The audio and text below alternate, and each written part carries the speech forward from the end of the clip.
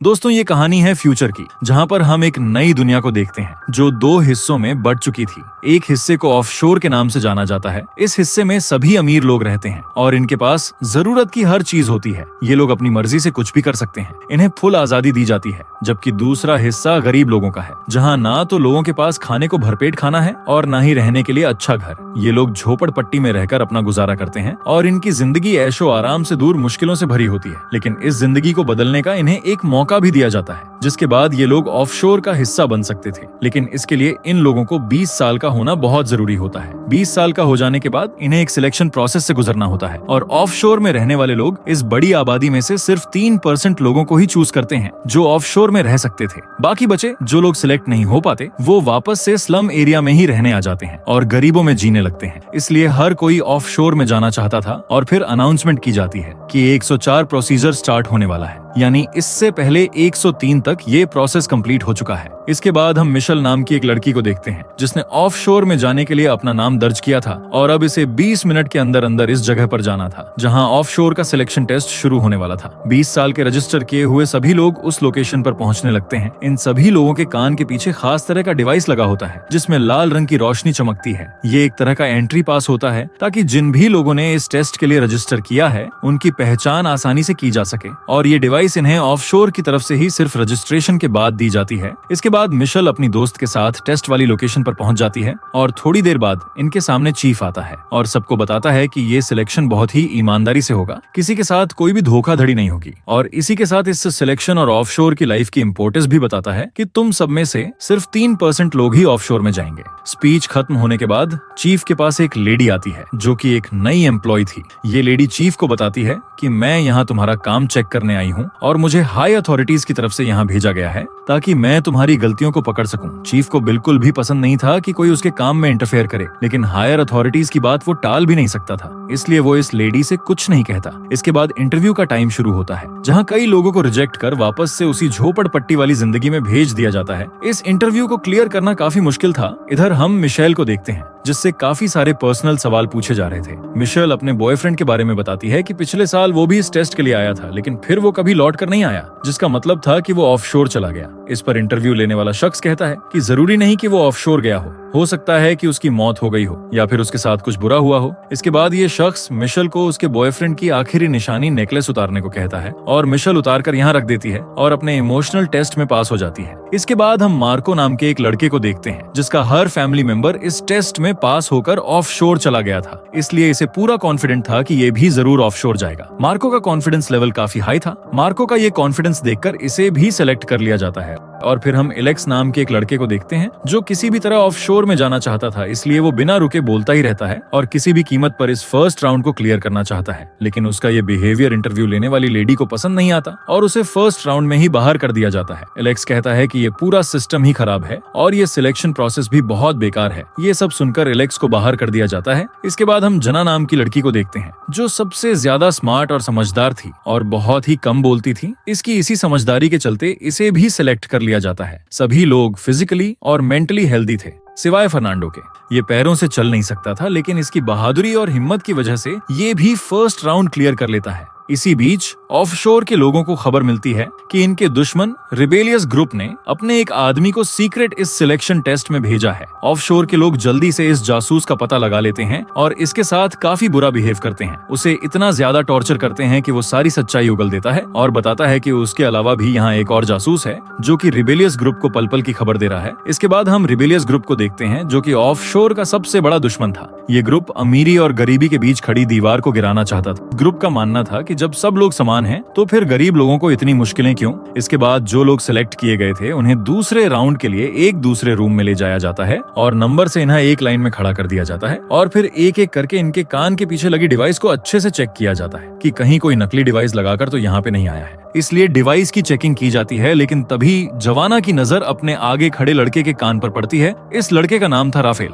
जवाना देखती है कि इसके कान में कोई डिवाइस नहीं है बल्कि कुछ अलग तरह के स्ट्रेचेस लगे हुए हैं, यानी राफेल नाम का ये लड़का धोखे से यहाँ पे आया था जवाना इस लड़के के बारे में अभी किसी को कुछ भी नहीं बताती और जब राफेल की स्कैनिंग की बारी आती है तो ये स्कैनिंग टेस्ट में पास हो जाता है, यानी इसके कान में डिवाइस थी। ये सब देखकर जवाना का शक और ज्यादा बढ़ जाता है। इसके बाद इन सभी सिलेक्ट हुए लोगों को एक दूसरे कमरे में भेजा जाता है जहां टेबल पर बहुत सारे ब्लॉक्स रखे हुए थे। इन ब्लॉक्स की मदद से इन लोगों को 9 क्यूब्स बनाने थे और इसके लिए इन्हें टाइम दिया जाता है सिर्फ 10 मिनट। टाइम शुरू हो जाता है और सब लोग जल्दी जल्दी क्यूब्स बनाने लग जाते हैं, लेकिन फर्नांडो फिजिकली अनस्टेबल होने की वजह से ब्लॉक्स तक नहीं पहुंच पा रहा था। ये देखकर मिशेल इसकी मदद करती है और इसे कई ब्लॉक्स दे देती है, जिससे फर्नांडो भी क्यूब्स बनाने लग जाता है। टाइम खत्म होने वाला होता है, लेकिन अभी तक मिशेल ने सिर्फ 8 क्यूब्स ही बनाए होते हैं। ये देखकर फर्नांडो मिशेल के लिए क्यूब बना देता है और इसके 9 कंप्लीट हो जाते हैं। राफेल का भी एक क्यूब कम था, इसलिए ये इन्हें पूरा करने के लिए क्यूब अपने पार्टिसिपेंट का चुरा लेता है और सेकंड राउंड में भी राफेल पास हो जाता है। हालांकि ये राउंड उसने चीटिंग से जीता था, लेकिन फिर भी इसे पास कर दिया जाता है। लेकिन बाकी के लोग राफेल को बहुत क्रिटिसाइज करते हैं और इसे बुरी तरह से मारते भी हैं, जिससे राफेल को काफी चोट आती है। ये देखकर सबको अपनी गलती का एहसास भी हो जाता है, लेकिन जोवाना उसे सिंपैथी नहीं जताती, बल्कि राफेल के पास आकर कहती है कि तुम्हें मेरी मदद करनी है, वरना मैं अथॉरिटी को तुम्हारा सच बता दूंगी कि तुम यहाँ धोखे से आए हो। इधर हम नई एम्प्लॉय को देखते हैं जो कि चीफ के काम को चेक करने आती है। ये किसी भी तरह से चीफ के काम में कमी निकालकर उसे इस पोस्ट से निकालना चाहती थी ताकि वो इस पोस्ट को हासिल कर सके।